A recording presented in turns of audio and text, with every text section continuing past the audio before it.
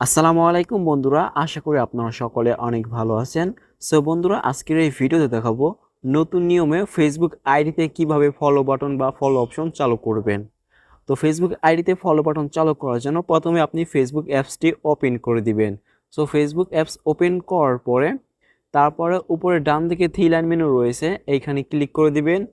Click করার পরে নিচের দিকে স্ক্রল করে আসবেন, এইখানে লেখা রয়েছে সেটিং অ্যান্ড প্রাইভেসি, এইখানে ক্লিক করবেন। ক্লিক করার পরে উপরে সেটিংস লেখা রয়েছে, এইখানে ক্লিক করে দিবেন। তো তারপরে একটু নিচের দিকে স্ক্রল করে আসবেন।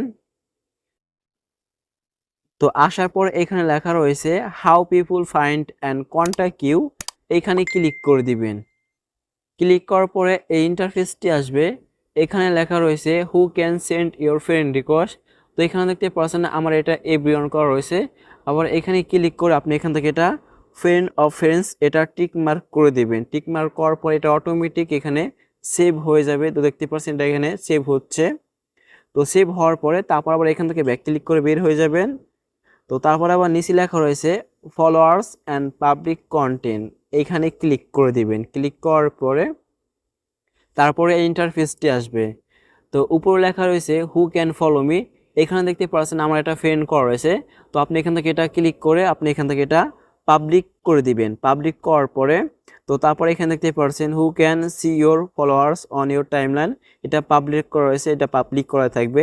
তো তারপর এটা পাবলিক করা থাকবে, তারপর এটা পাবলিক করা থাকবে। তো আপনি এখান থেকে সবগুলো অপশন পাবলিক করে দিবেন।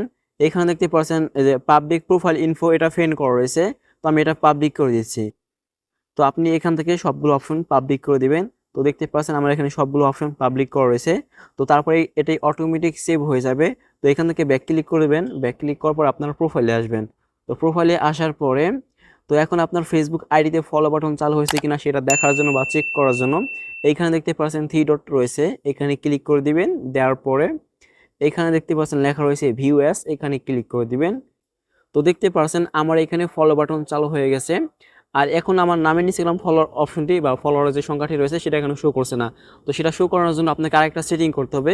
আবার এখান থেকে ব্যাক ক্লিক করবেন। ব্যাক ক্লিক করার পরে তো এইখানে লেখা রয়েছে টার্ন অন প্রফেশনাল মোড, তো আপনাকে এটা অন করতে হবে, অর্থাৎ আপনার ফেসবুক আইডিতে প্রফেশনাল মোডটি অন করতে হবে।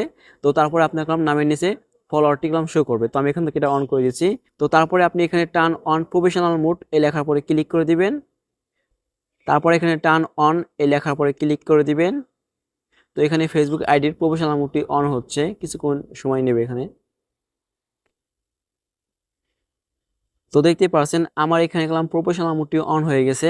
এখন আমার নামের নিচে এই ফলোয়ারটি শো করছে। সো বন্ধুরা, আপনারা এইভাবে ফেসবুক আইডিতে খুব সহজে ফলোয়ারটি বা ফলো বাটন চালু করতে পারবেন। তো তারপরে যদি ভিডিওতে বুঝতে সমস্যা হয়ে থাকে অবশ্যই আমাকে কমেন্টে জানাবেন, আমি আপনাদেরকে সাহায্য করার চেষ্টা করব। ভিডিওটি ভালো লাগলে অবশ্যই একটা লাইক করবেন, শেয়ার করবেন, আমাদের ইউটিউব চ্যানেলটিকে সাবস্ক্রাইব করে রাখবেন, ফেসবুক পেজটিকে ফলো করে রাখবেন। দেখা হবে পরবর্তী নতুন আরেকটি ভিডিওতে। আপনারা সকলে ভালো থাকবেন, সুস্থ থাকবেন। আল্লাহ হাফেজ। আসসালামু আলাইকুম।